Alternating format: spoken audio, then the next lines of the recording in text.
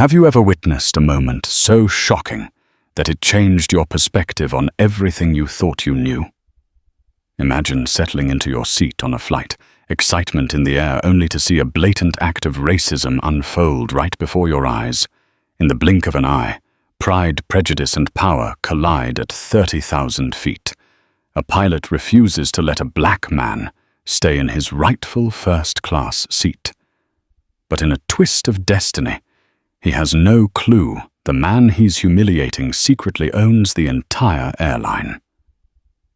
Buckle up for a jaw-dropping story of prejudice, pride, and karmic retribution. John F. Kennedy. International Airport buzzed with its usual chorus of rolling suitcases, echoing footsteps, and impersonal announcements echoing from overhead speakers. Streams of travelers from all walks of life converged in the terminal businessmen. Families, honeymoon couples, backpackers. Strangers weaving fleeting intersections of stories. In the bustling Terminal 4, two individuals destined to alter each other's fates in one short flight, prepared to embark on a journey to Los Angeles. First was Captain Mark Henderson, a seasoned pilot with nearly 20 years in the cockpit. Tall, broad-shouldered, and sharp-faced, he carried an air of authority. Mark's deep-set eyes had a hint of perpetual impudence, as though the entire world operated just a few steps behind him. Despite his extensive flight experience, Mark's mannerisms hinted at an inner restlessness. Perhaps it was an ego, shaped by years of being called captain, that fueled an unspoken arrogance. Across the waiting area stood James Lawson. He was in his late 30s, elegantly dressed in a crisp navy blue suit that was neither flashy nor cheap. His calm, measured demeanor suggested a man of quiet confidence. He possessed an undeniably gentle smile that put strangers at ease, but the understated flair of his attire told another story of success. A gold tie clip gleamed against his white shirt, and on his wrist an understated but fine watch. He was quietly waiting for his flight to be called. They were about to board a Boeing 787 of Nova Air, a fairly new but rapidly growing airline known for innovative customer service. People had heard rumors that its anonymous founder was someone deeply committed to modernizing the airline industry from the inside out, but few had glimpsed the true face behind the brand. James was that man, though almost no one recognized him. Today he would observe his airline's in-flight service discreetly checking up on ground staff, cabin crew, and overall passenger experience. It was a routine inspection, one he often performed incognito to see how his employees treated everyday flyers. Meanwhile, Captain Mark Henderson was in a terse conversation on his phone, pacing by the large windows that looked onto the busy runway. Overhearing fragments of his tone, complaints about scheduling issues and new corporate initiatives, one might sense that he was annoyed by changes that threatened his old-school ways. He lamented to whomever was on the other end of the line how younger executives and progressive nonsense were tarnishing the discipline he believed should remain in the aviation industry. However, James remained oblivious to Mark's presence or his phone call. Instead, he noticed a young family struggling with an energetic toddler nearby. James offered a kind smile to the weary mother who was juggling luggage and a squirming child. Sometimes, small gestures of empathy made the stress of traveling a little easier to bear. Soon the gate agents began the boarding process. First-class passengers, along with those needing extra assistance, were invited to board. James, flying incognito in first class, approached the gate with his usual calm. He offered his boarding pass to the agent who scanned it and offered him a gracious, "Thank you, Mr. Lawson. Enjoy your flight."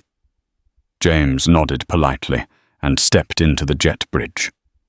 Behind him, Captain Mark, who had ended his phone call, joined the crew line to board and take his place in the cockpit. The first tremors of conflict were stirring in the air, though nobody knew it yet. Once inside the aircraft, James was guided by a flight attendant to the spacious first-class cabin. The Nova Air Boeing 707 had a newly designed first-class suite with lie-flat seats, direct aisle access for every passenger, and large high-definition screens for in-flight entertainment. Everything was immaculate, from the seat upholstery to the stylish overhead lighting. Nova Air prided itself on these modern touches, courtesy of James's personal vision for the airline. He set his carry-on in the overhead compartment, took his seat, and felt a swell of pride for the company he had built. Every detail, from the subtle ambient lighting to the curated gourmet menu, was something he had personally helped shape. Part of his routine was to fly incognito and talk casually with the crew and passengers if the situation allowed, just to keep his finger on the pulse of the operation. But he never flaunted his role. If anything, he liked to keep it hidden, seeing how staff behaved without the pressure of the boss watching.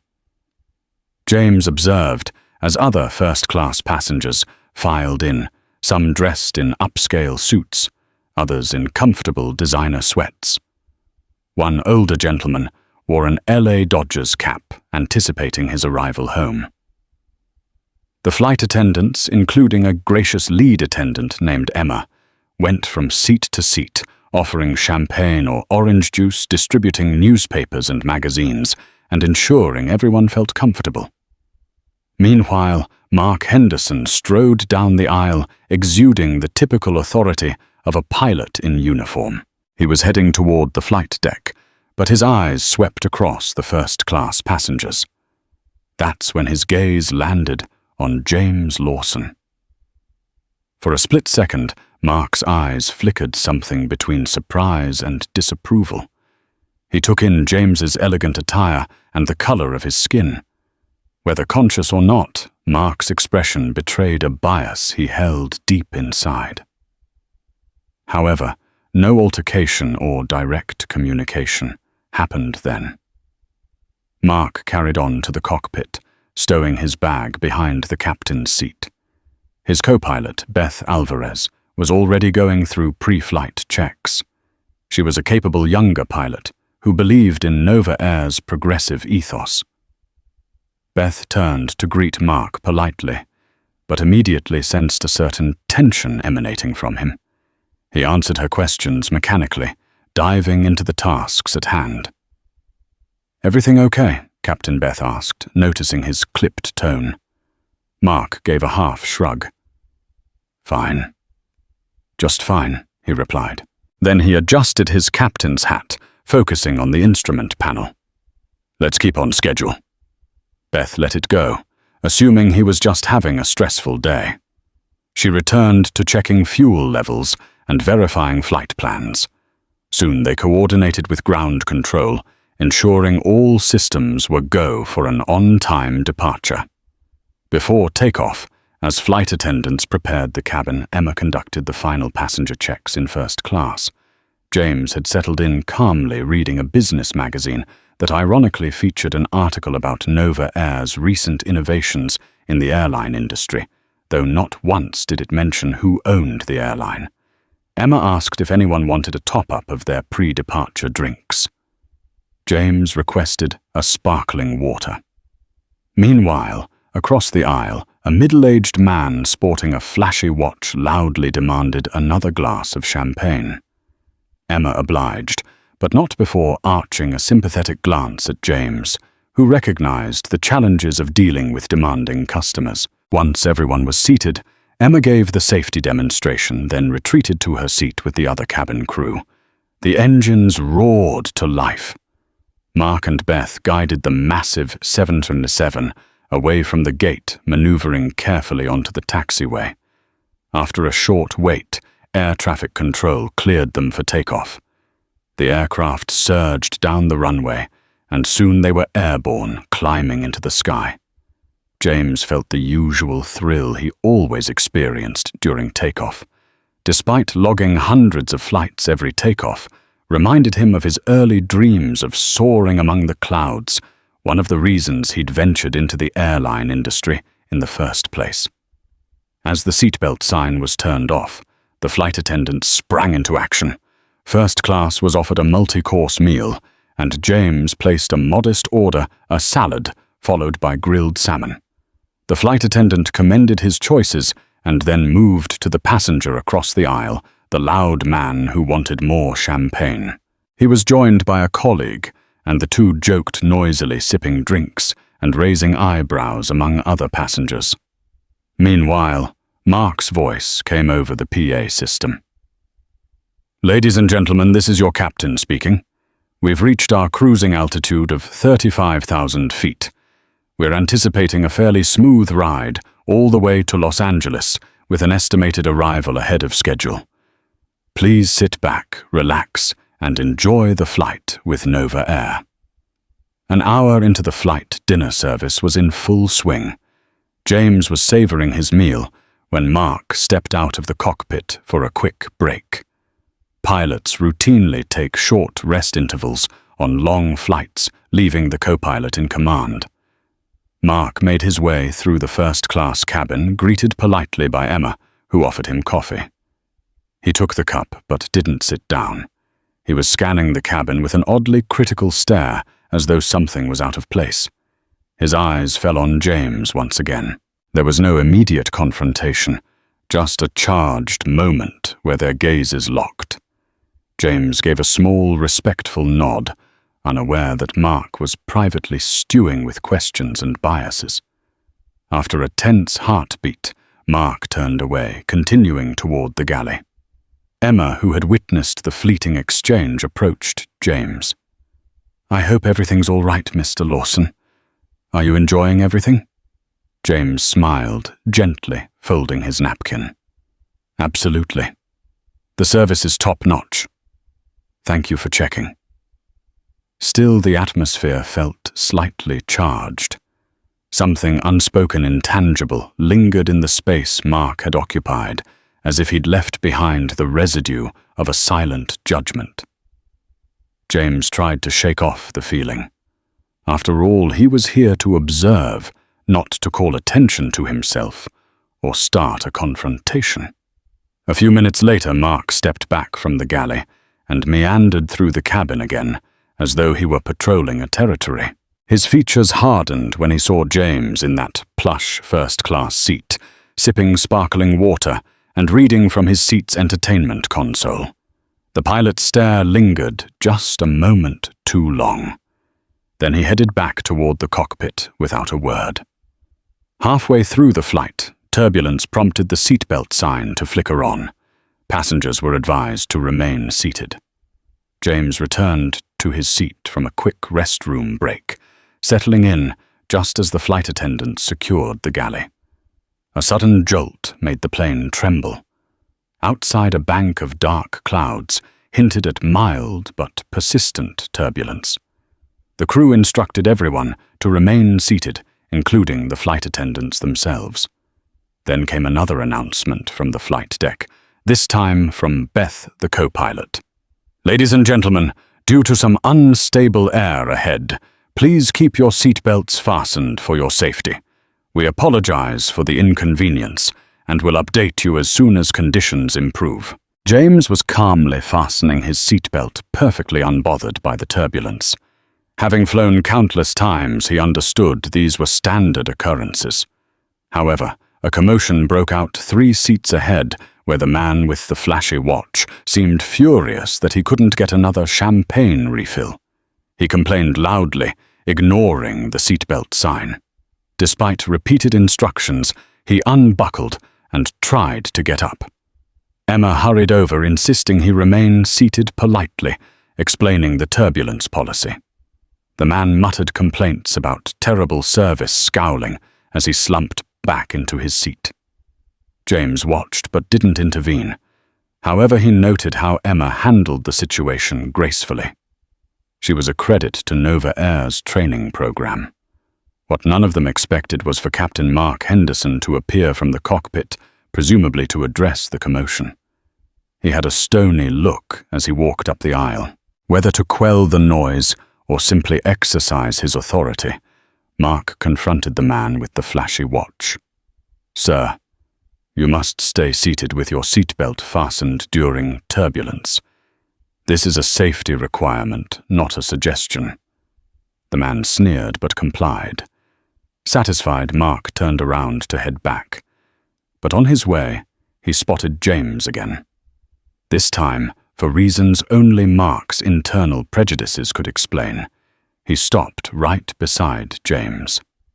"Is everything okay here?" Mark asked brusquely, though there had been no disturbance from James's seat. Confused, James replied, "Yes, Captain. Everything's fine. Just following the instructions." Mark's gaze flicked to the overhead bin, then back to James. His tone was clipped as though suspicious. "We do have an economy cabin for passengers who find first class uncomfortable." It was a strange statement. For a moment, James thought he misheard, but Mark's intent glared like a neon sign.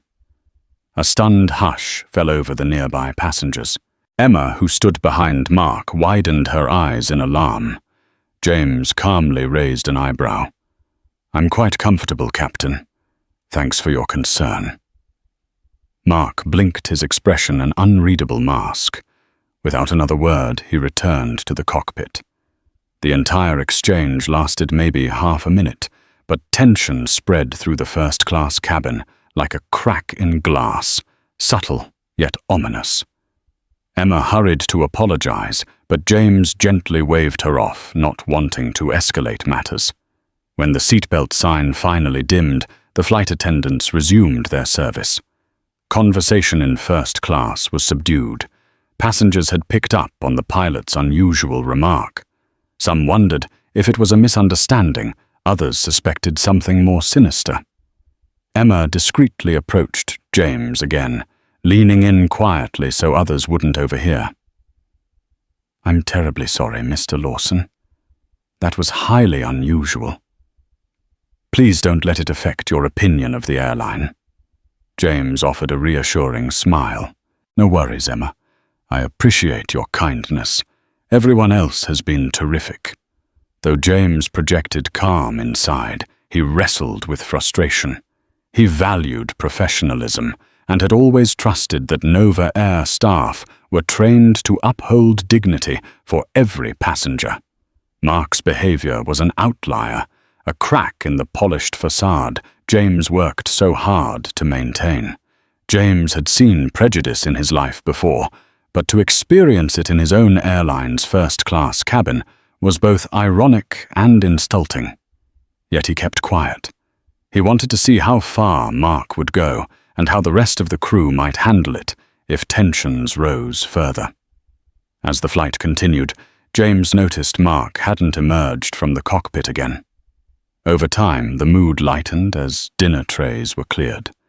Cabin lights dimmed, and people settled in for in-flight entertainment or a nap. Meanwhile, James busied himself on his laptop, reviewing financial reports for Nova Air, ironically reading about the pilot retention program Mark himself was part of. With about 3 hours left until Los Angeles, a drowsy quiet settled over the cabin. Overhead lights had been dimmed, and only the gentle hum of the engines and the occasional cough broke the stillness. Some passengers dozed while others watched movies or scrolled through their phones. James, too, leaned back in his seat, reviewing emails. Suddenly, Captain Mark Henderson stepped out again, walking quietly down the aisle. Perhaps he was heading to the lavatory or stretching his legs, but he paused once more at James's seat, scanning the overhead compartments. The moment felt invasive. James looked up, acknowledging Mark with a polite nod. "Captain, can I help you with something?" Mark's jaw tightened. He tried to keep his voice down, but couldn't mask the condescending edge. "I was just making sure everything is in order here," he said. "First-class passengers usually have certain privileges. We want to confirm credentials if needed." A spark of indignation flickered in James's eyes. Credentials, he repeated, keeping his tone even. Mark cleared his throat. Yes, well, sometimes we have passengers who aren't where they're supposed to be. At this, one or two other passengers turned to watch, disbelief etched on their faces. Emma, alerted by the tension, hurried toward them. James took a slow breath, controlling his anger. I purchased this seat the same as anyone else, he said, voice steady. I believe my boarding pass makes that clear. Emma gently intervened, stepping between them. Captain, is there a problem? Mr. Lawson checked in properly. He's a legitimate first-class passenger. The pilot's lips pursed. Fine, he said tersely then to James. Just following procedures. With that, Mark pivoted and marched back toward the flight deck. The first-class cabin erupted in whispered conversations. Some passengers shot sympathetic looks at James. Others looked outraged on his behalf. Emma apologized profusely again. Her cheeks flushed with embarrassment. She knew what it looked like, profiling plain and simple. James tried to calm Emma. Look, I appreciate your concern. I'm sure the captain has his reasons. Let's just get through the rest of the flight. But behind his composed exterior, James was seething. He'd read countless corporate statements, including his own airline's zero-tolerance policy on discrimination. Mark was violating every standard of customer respect. James vowed to address the matter once on the ground, but for now he remained an unassuming passenger, albeit one with enormous power waiting just beneath the surface. Other passengers subtly showed support. An older woman traveling with her husband offered James a friendly smile. The man wearing the LA Dodgers cap gave him a nod that seemed to say, I'm with you. Even the flamboyant champagne drinker mumbled something about how Mark's behavior was out of line. James thanked them quietly, focusing on how the flight attendants continued to treat him well. In a way, it reassured him that the broader culture of Nova Air was intact. The problem was Mark. How such an individual had remained in the airline's ranks, especially as a captain, baffled him. He made a mental note to investigate Mark's record. In the cockpit co-pilot, Beth Alvarez couldn't ignore Mark's sour mood any longer. After witnessing him storm back into the flight deck, she asked, Is everything all right? Captain Henderson? Mark busied himself adjusting the autopilot settings, refusing to meet her eyes. Yes, everything's fine, he said in a clipped tone. Beth pressed gently. You seem agitated whenever you step into the cabin. Is something going on with one of the passengers? Mark scowled. One of them seems out of place. I'm just doing my duty to ensure everything runs smoothly. Some people buy first-class tickets just to cause trouble. Beth frowned. The subtext of Mark's remark wasn't lost on her. With all due respect, Captain, if the passenger has a valid ticket, that's all we need to worry about. Our job is to deliver them safely. Mark didn't respond, but the tension in his posture spoke volumes. Beth decided not to push further. She believed in picking battles, especially in a cockpit where cooperation was vital to flight safety. Yet she made a mental note to keep an eye on the situation should it escalate. With less than 2 hours remaining until landing, the flight attendants began a light snack service. The mood in first class had somewhat relaxed until Mark announced over the PA system that there would be a short period of moderate turbulence ahead as they skirted around a weather system. He instructed all passengers to remain seated and the flight attendants to temporarily halt service. James watched as Emma and the other attendants quickly secured to the snack carts and returned to their seats, mindful of the seatbelt sign. The plane began a gentle sway enough to make drinks ripple in their cups. Abruptly, Mark emerged once more, as though the turbulence announcement was a pretext to check on the cabin again. This time, He headed straight to James, ignoring the other passengers. "Sir, I need to see your boarding pass again," Mark demanded, bracing himself against a seat to keep balance in the turbulence. A hush fell over the cabin. Emma, who was strapped into her seat, looked on with rising alarm. She called out, "Captain, he's a valid first-class passenger." But Mark silenced her with a glare. James inhaled deeply, controlling his temper. He didn't want to cause a scene or compromise safety. Nonetheless, the injustice weighed on him. He reached into his jacket and withdrew his boarding pass. Mark snatched it, scanning it for some clue, some reason to confirm his biases. Finally, he handed it back grudgingly. "It seems in order," he muttered. "But if there's any issue, you'll be moved." James's tone was measured, but every syllable carried quiet power. "I'm perfectly within my rights to sit here, Captain. I'm surprised by how you keep insisting otherwise." Mark bristled, leaning in. "I've seen all kinds of stunts. Don't think I haven't." Before James could respond, a sudden burst of turbulence rocked the plane, and Mark staggered. He almost fell onto James's lap, but caught himself on the armrest. Embarrassed and furious, Mark snarled, "This conversation isn't over." Then he strode away, swaying with the plane's movement, leaving behind a shocked silence. A palpable sense of unease now gripped the first-class cabin. No one had seen a pilot confront a passenger like that before, especially when the passenger had done nothing wrong.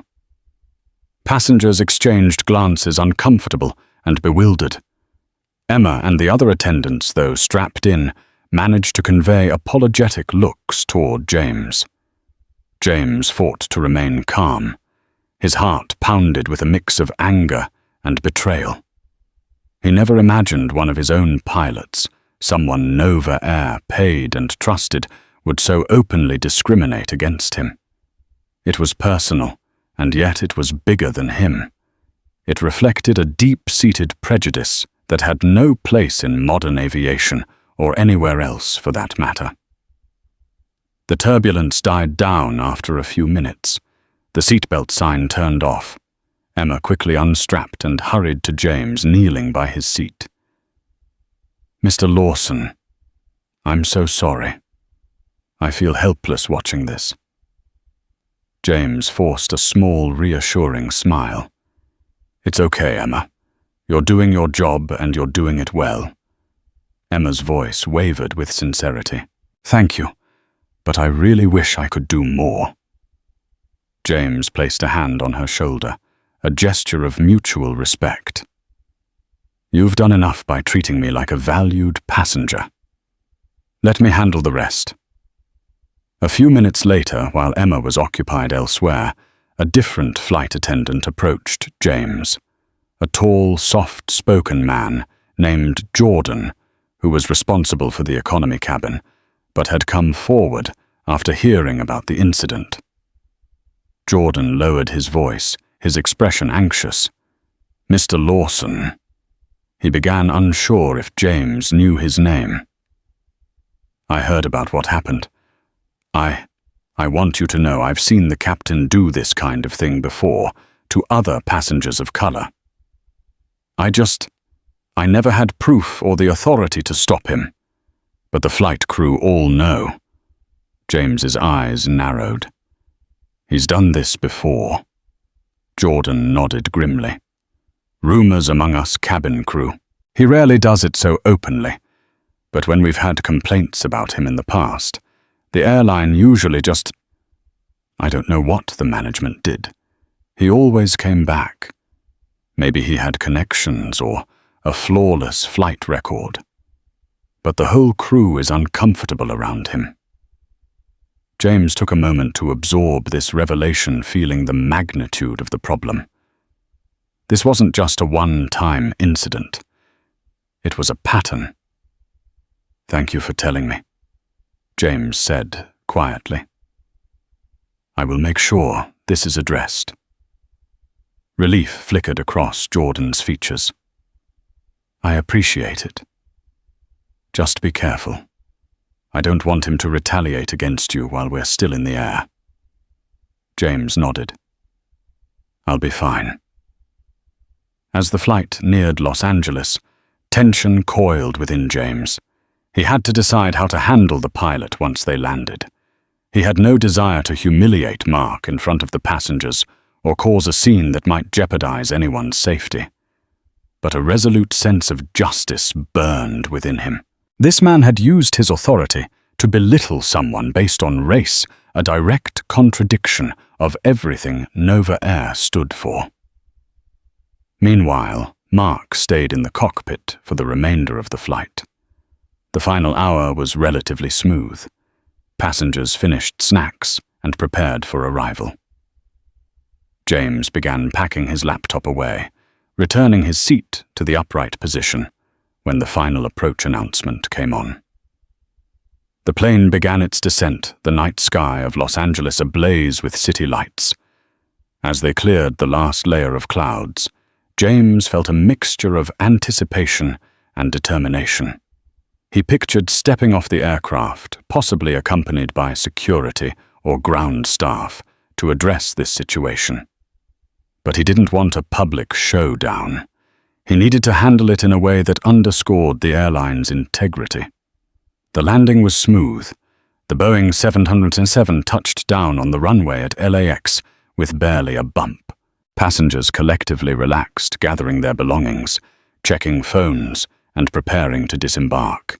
Over the PA Mark's voice came on once more, announcing the gate arrival and thanking everyone for flying Nova Air. As soon as the seatbelt sign turned off, passengers stood. Emma and the other flight attendants prepared to open the doors. James calmly waited, letting some passengers step off first. He noticed the worried glances from the cabin crew who had witnessed the entire ordeal. To everyone's surprise, Mark Henderson stood at the cockpit door, greeting passengers as they exited. It was an unusual courtesy for a captain, but perhaps Mark felt the need to reassert authority or normalcy. When James approached, Mark offered no handshake or thanks, just a stony silence. James paused, meeting Mark's eyes with a calm, unreadable gaze. "Safe travels," Mark said curtly, forced politeness brimming with resentment. "Thank you, Captain James," replied evenly, stepping off the aircraft.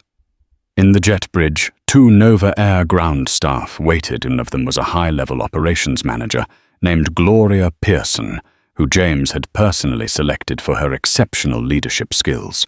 Gloria recognized James immediately, but he discreetly shook his head, signaling her not to blow his cover yet. She complied, though confusion flashed across her face. James followed Gloria and her colleague to a more private corridor away from the passenger flow. Once out of earshot, James turned to Gloria. "We have an urgent situation." Gloria nodded, looking grave. "I've been informed there was an incident on the flight. Are you okay?" James took a moment to gather his thoughts. "I'm fine. But we have a pilot, Mark Henderson, who openly discriminated against me. This can't go unchecked. I need you to arrange a discreet meeting with him and the relevant personnel in a private office. I'd prefer to keep the confrontation away from passengers." Gloria's eyes widened as she processed the gravity of the accusation. "Of course. Right away, Mr. Lawson." James sighed. "Make sure the flight crew is also debriefed, especially those who witnessed the events. But first, we need to talk to Mark." Gloria pulled out her phone to start making calls, orchestrating the meeting. James stood there, arms crossed already, anticipating the storm about to unfold. 20 minutes later, Mark Henderson, still in his pilot's uniform, was guided into a small conference room near the Nova Air lounge area at LAX. He looked puzzled, glancing around at the people gathered: Gloria, one of the airline's HR representatives, and James. Mark's eyes narrowed when he saw James, but he didn't seem to recognize him as anything more than the passenger he'd harassed. He turned to Gloria. What's this about Gloria kept her composure? Captain Henderson, we need to discuss conduct on flight NA221. There have been serious allegations from a passenger. Mark scoffed. This is about him. He jabbed a thumb toward James. I was doing my job. He was in first class when he clearly didn't belong. James stepped forward, crossing his arms. And what made you think I didn't belong? Captain Henderson. Mark glowered at James, dismissive. Don't play games. People pull stunts all the time to snag a first-class seat they haven't paid for. The HR representative interjected. Did you see any evidence that Mr. Lawson had boarded fraudulently? Mark hesitated. He might have had a boarding pass, but that doesn't mean Gloria cut him off. Captain in Nova Air. Every seat is paid for or legitimately upgraded. Our system ensures that. She glanced at James, who gave a subtle nod. Mark folded his arms defiantly. Well, maybe he got lucky, but that doesn't erase the fact James cleared his throat, drawing everyone's attention. He spoke calmly, though his words crackled with authority. Captain Henderson, allow me to introduce myself properly, he said. My name is James Lawson. I'm the founder and majority owner of Nova Air. A charged silence followed. Mark's eyes widened and his confident posture faltered. He let out a disbelieving laugh. What are you talking about? You're telling me you own the airline? James's face remained impassive. Yes. I started Nova Air. I funded it, oversaw every detail from cabin design to employee training. Normally, I fly incognito to evaluate the customer experience. Today, you made it very clear where you stand when it comes to treating people with dignity. Mark seemed to sway as if the rug had been pulled out from under him. He glanced at Gloria for confirmation, and she nodded solemnly. The truth struck him like a thunderbolt. I didn't know. Mark stammered, his composure rapidly eroding. I never would have James's gaze hardened. Exactly. You never would have treated me like this if you knew who I was. But you felt entitled to single me out, harass me because you assumed I wasn't worthy of that seat. Mark's face reddened. He searched for excuses. I was just ensuring the security of the flight, preventing seat theft. Gloria couldn't hold back. Captain Henderson, we've received multiple complaints from the cabin crew about your behavior toward Mr. Lawson, and apparently this might not be the first time you've acted on prejudiced assumptions. Mark shot a desperate look around. His bravado drained, replaced by panic. Look, I made a mistake. I apologize. Let's just move on. James's voice was measured but resolute.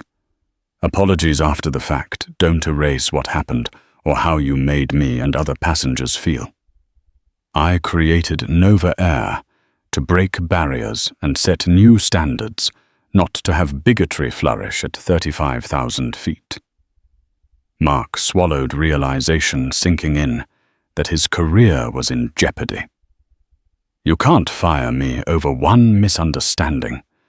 My flight record is immaculate. I've got a perfect safety record.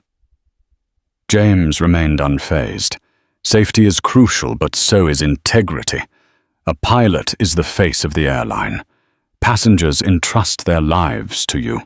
If you can't uphold basic respect for them, you undermine everything this airline stands for.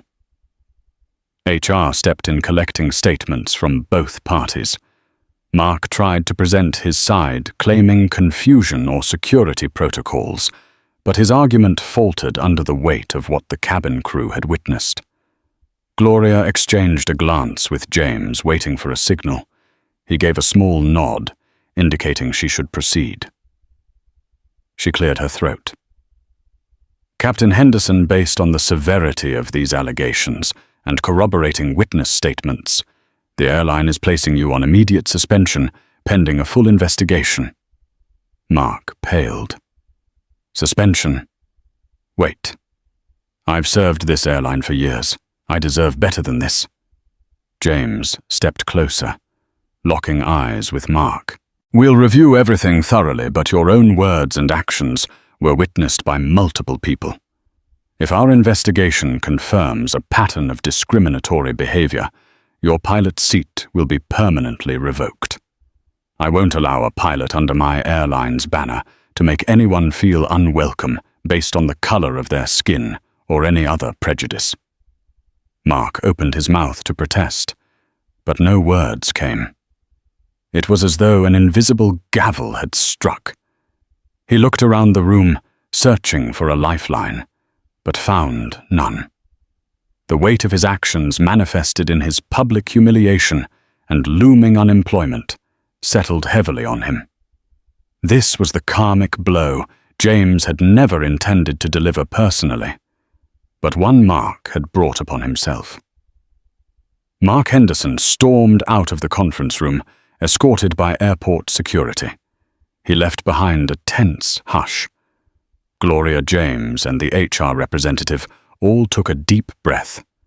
The deed was done, but the aftermath would ripple through Nova Air.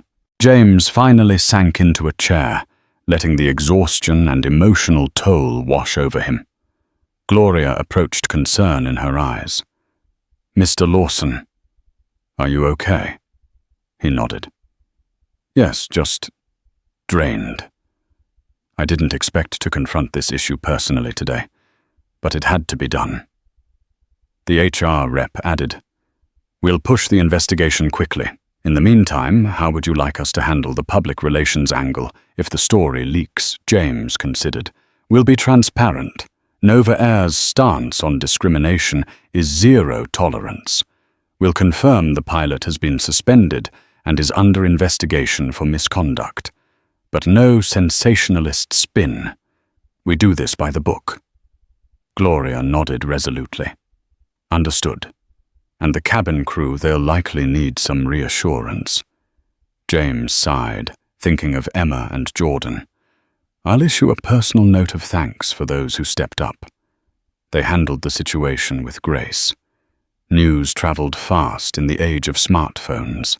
By the next day, rumors swirled on social media that Nova Air's founder had faced discrimination aboard one of his own flights. Online forums buzzed with speculation, and a few passengers from that flight posted videos capturing fragments of the tension in first class, though none had fully recorded the pilot's statements. Major news outlets picked up the story, labeling it "Pilot's Worst Nightmare" and "Airline Drama" at 35,000 feet. The headlines inevitably pointed out that the victim in this story was not just any passenger, but the airline's owner, a twist too juicy for the media to ignore. James found himself fielding calls and messages from colleagues, friends, and even family members who'd heard. Many offered support, while a few expressed outrage on his behalf. The airline's PR team released a concise statement confirming the pilot's suspension and reiterating Nova Air's commitment to inclusivity. Public response was overwhelmingly supportive of James's stance. Many people applauded Nova Air for taking swift action against discrimination, praising the brand for living up to its progressive reputation. Others criticized the pilot's behavior as a stark reminder that racism could rear its head in any profession. Some cynics questioned whether this was a staged incident for publicity, but the sincerity of James's shock and the testimonies from the cabin crew quickly dispelled such rumors. Videos and interviews with passengers who witnessed the pilot's confrontation bolstered Nova Air's credibility. In the midst of the uproar, James remained steadfast. He provided statements to the press that were firm, yet measured, emphasizing that the airline valued diversity and respect for every passenger. "No seat, no class of service is reserved for one race or one type of person," he said in one live interview. Nova Air was built on the principle that air travel can and should be an inclusive experience, bridging distances and differences. The HR and legal teams diligently gathered evidence. They interviewed Emma Jordan and other first-class passengers. The stories all aligned. Captain Mark Henderson had singled out James, repeatedly requesting his boarding pass multiple times, insinuating he didn't belong. This wasn't a one-off. Mark had displayed a pattern of microaggressions in prior flights too, though less dramatically. Within a week, the investigation concluded that Mark violated multiple clauses in Nova Air's code of conduct. His behavior not only endangered the airline's reputation, but also created a hostile environment for passengers and crew alike. The board of directors backed James, and Mark was formally terminated. After the decision, Mark attempted to appeal, threatening legal action for wrongful termination. But the evidence was overwhelming. No court would easily dismiss multiple independent witness accounts. Mark's threat fizzled. Karma often arrives in unexpected ways. After his termination, Mark found it difficult to secure another piloting job. Word had spread quickly through the aviation circles about his racism scandal. The industry, hypersensitive to any PR risks, hesitated to employ someone with such a tarnished record, regardless of his excellent flight skills. Desperate for work, Mark applied to smaller regional airlines and cargo companies. Some lined up interviews, but after references and background checks, he was politely declined. He faced the grim reality that his prejudice, once hidden, had become an albatross around his neck. Without a positive recommendation from Nova Air, Mark's once promising career lay in ruins. While James had no sympathy for Mark's discriminatory behavior, part of him felt a twinge of sadness about the entire situation. He didn't enjoy ruining someone's career, but he recognized it was Mark's actions that sealed his own fate. Still, James made it clear that Nova Air would not compromise on its values. In the weeks that followed, James personally reached out to the flight crew, who had shown integrity. He wrote Emma a glowing commendation, awarding her with the airline's Service Excellence Badge for her poised handling of the situation. Jordan received a commendation too for having the courage to speak out. A company-wide email from James emphasized that every role, from pilot to cabin crew, was vital to creating the welcoming environment that Nova Air stood for. In that email, James wrote, "We must never forget that our passengers trust us with their safety and comfort. Respect is non-negotiable. Let this incident be a reminder that prejudice has no place at Nova Air. The skies are for everyone." Sitting in his office one late afternoon, James gazed at a framed photograph on his desk. It showed an airplane's silhouette against a blazing sunset, a reminder of his original dream to bring people together through travel.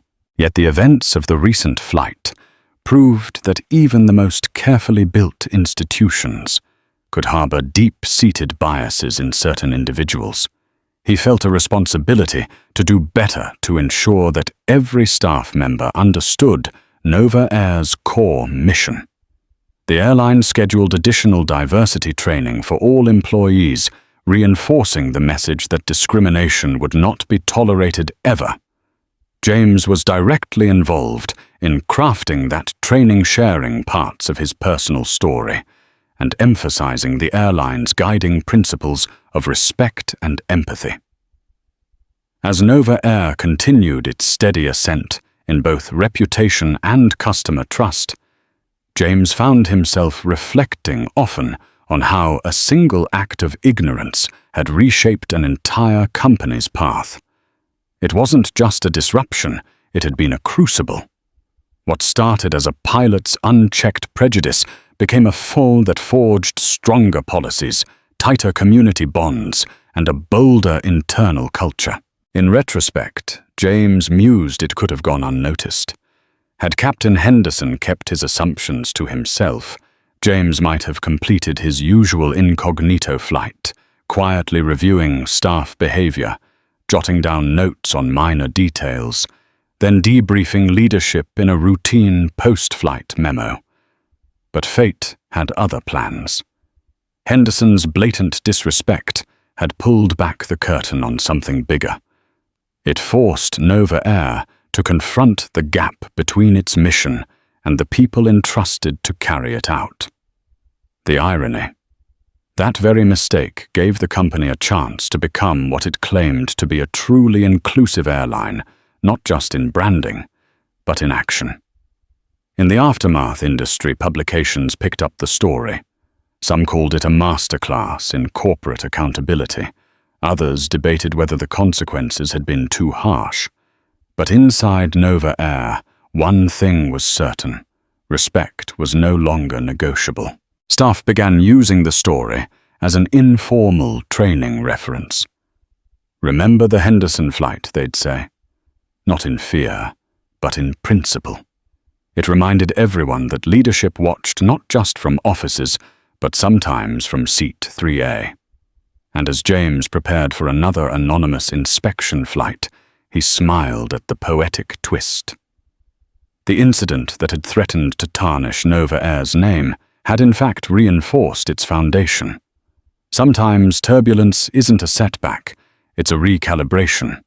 And this one had aligned everyone to a higher, clearer course. Late one evening, James Lawson sat alone in his office, the city lights twinkling outside his window, like stars scattered across a velvet sky. The walls of the room were lined with aviation memorabilia models of aircraft-framed photos from Nova Air's early days and plaques recognizing his leadership. But his gaze settled on one particular frame. A candid photo of his younger self, standing beside his mother at a regional airport, both smiling wide in front of a small propeller plane. That photo reminded him of where he came from and what he'd had to endure. The recent confrontation with Captain Mark Henderson had stirred something deeper than corporate concern. It unearthed memories James had long compartmentalized, being profiled in a department store as a teen, being the only black student in his aeronautics class, overhearing murmurs questioning whether someone like him could ever lead in aviation. He'd risen past all that. Or so he thought. Mark's behavior, so blatant, so unapologetic, proved those old wounds could still be reopened. But instead of weakening him, it clarified his mission.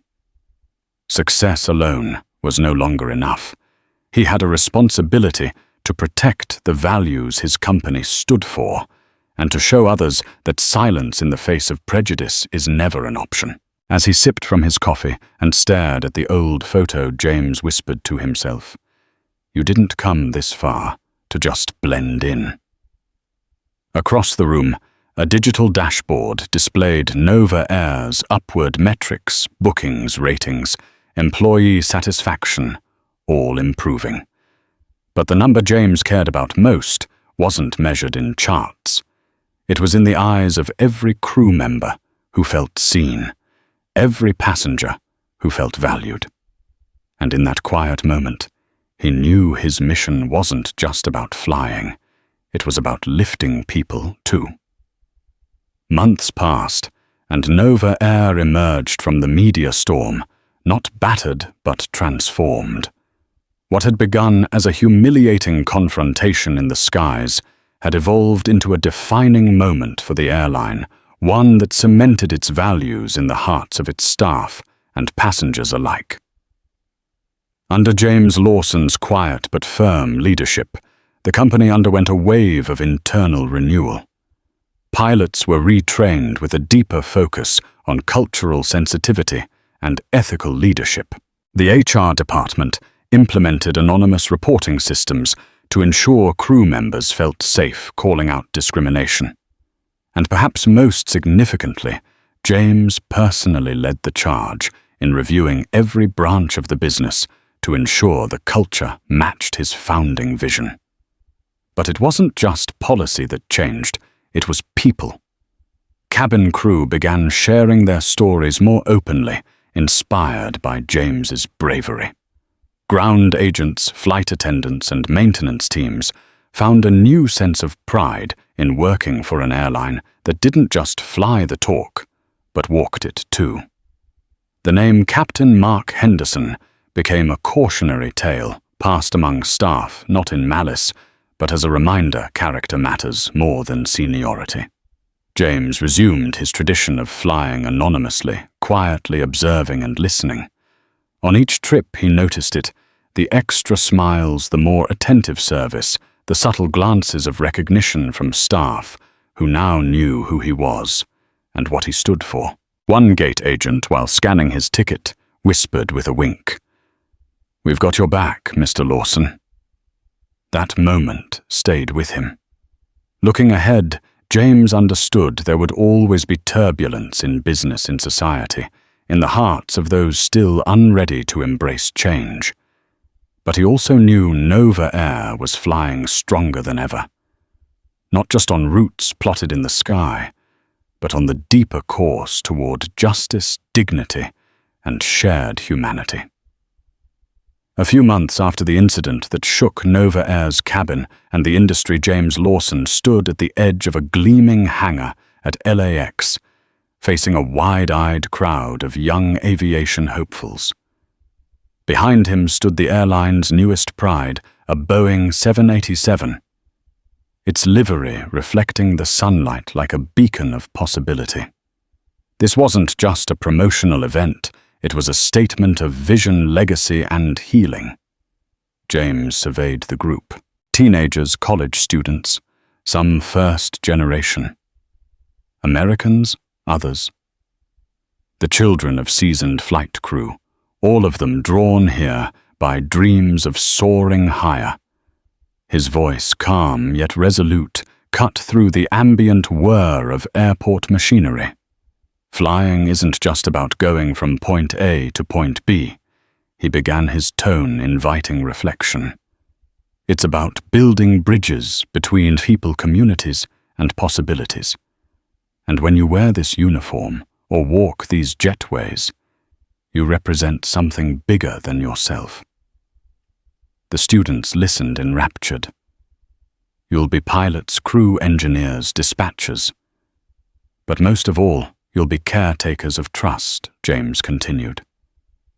Every time someone steps on your plane, they're not just boarding a machine, they're putting their lives and dignity in your hands. That means you owe them respect, always. He paused, eyes drifting to the aircraft behind him. Inside, a new flight crew prepared for takeoff, fresh recruits who'd undergone Nova Air's reformed training, shaped by the lessons from that flight. The energy radiating from them was unmistakable unity, pride, accountability. James turned back to his audience, eyes gleaming. We've learned that the sky isn't just open to everyone, it belongs to everyone. Let's keep it that way. And as applause echoed through the hangar, James knew the message had landed. His airline, like his voice, would continue to rise, not just by miles, but by meaning. And so, my friends, this story ends with a powerful reminder that prejudice can appear at any altitude, but it can also be uprooted just as quickly when people stand up for what's right.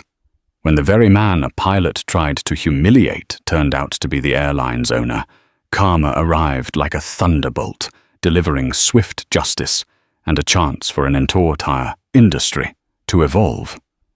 If you found this story moving or eye-opening, let's spread the message that respect and empathy should be at the heart of every journey, whether on land or in the skies. Don't forget to like, share, and subscribe to this channel for more incredible tales that blend drama lessons and inspiration. Your support helps amplify these messages and keeps us flying high with stories that spark change. Thank you for tuning in, and remember, treat every seat like first class, for every soul deserves dignity.